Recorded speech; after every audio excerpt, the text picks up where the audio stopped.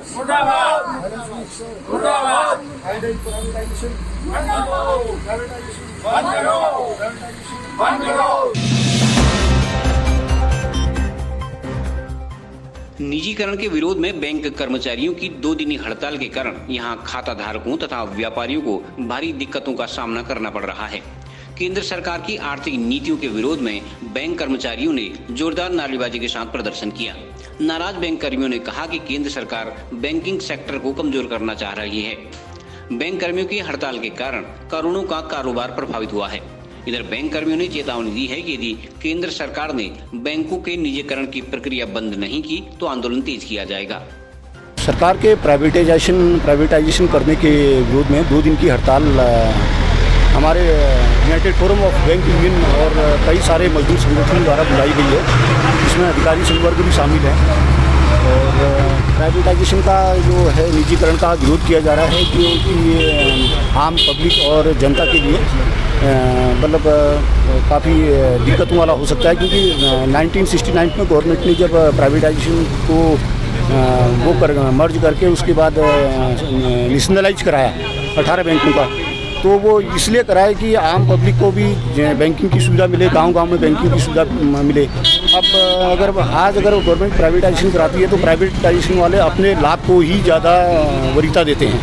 उनको जन सेवा से कोई सरोकार नहीं होता, उनको कोई मतलब नहीं होता, उनको कोई इस टाइप की उनके अंदर फीलिंग भी नहीं होती, मैंने समझता। दूसरा, अगर गवर्नमेंट होगा, गवर्नमेंट के हिसाब से, जैसे कि हमारे बैंक ने कहा कि आप 12 रुपये वाला करिए, और ये प्रधानमंत्री जीवन ज्योति बीमा योजना, प्रधानमंत्री सुरक्षा बीमा योजना और सारी कई स्कीमें हैं, जैसे ये सरकार द्वारा प्रायोजित, जैसे प्रधानमंत्री रोजगार योजना है, वो सब हम करते हैं। और अपना हमारे को कई बार भी होता है, नुकसान भी होता है, और 12 रुपये के चक्कर में वो आदमी हमारा कम से कम आधा घंटा ख़राब करता है, और हम देते भी हैं और खुशी करते भी हैं। लेकिन ये क्या HDFC और ये जो प्राइवेट बैंक हैं, ये सब ये करके देंगे 12 रुपये का बीमा आम पब्लिक को? आप ये बताइए पहले।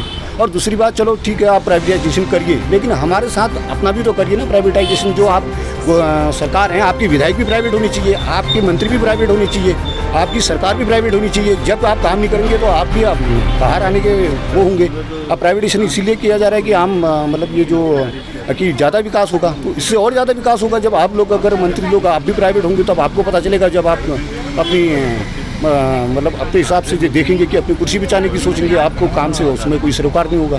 तो प्राइवेटाइजेशन एक तरह से मैं नहीं समझता कोई समस्या का समाधान है। और जैसे आज देख लो कि विश्व की जो अग्रणी संस्थाएं हैं हमारे भारत में मौजूद हैं, वो सब सरकारी हैं। All India institute of medical science ले लीजिए, आप IIT ले लीजिए, वर्ल्ड के टॉप 20 यूनिवर्सिटी में काउंट होता है, सब सरकारी हैं। क्या अगर वो प्राइवेट होते ये सब कर पाते? हमारे यहाँ प्राइवेट जो बताइए टॉप 20 में शामिल है यूनिवर्सिटी, या कोई सरकारी इंस्टीट्यूट आप बताइए। तो प्राइवेटाइजेशन कोई सॉल्यूशन नहीं है। आप प्राइवेट करके मतलब आम पब्लिक के साथ एक तरह से आप छलावा कर रहे हैं, और ये नहीं होना चाहिए। और क्या नाम कहते हैं, आने वाले मतलब समय में इसके परिणाम मतलब काफ़ी घातक होंगे, क्योंकि गांव में जो बैंकिंग आज है वो कल बंद हो जाएगी। वो अपने लाभ को वरीयता देंगे, गांव में लाभ होगा नहीं उनको, सारे बैंक बंद होंगे जितने गांव में, और गांव की बचत सरकार के पास तक आ नहीं पाएगी। हड़ताल तो हमारी आज तक चल रही है। अगर हमारी डिमांड है सरकार से कि हमारी जो बैंकें हैं, नेशनलाइज बैंकों को प्राइवेट न किया जाए, इससे जो गरीब जनता है उसको बहुत नुकसान होगा।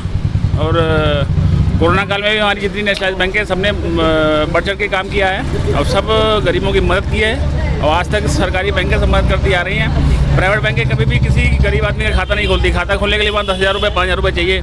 हमारे यहाँ 0 बैलेंस में खाता खुलता है, 10,000 रुपये में मिनिमम बैलेंस। तो जो सरकारी बैंकें कर सकती हैं वो प्राइवेट बैंक नहीं कर सकती। इससे आम जनता का मरण होगा। तो हम आगे हड़ताल करते रहेंगे। हड़ताल करेंगे, अनिश्चितकालीन हड़ताल होगी। फिर उसके बाद जब हम आगे हड़ताल करेंगे और अनिश्चितकालीन हड़ताल होती रहेगी। CCN न्यूज के लिए सुरेश पांडे की रिपोर्ट।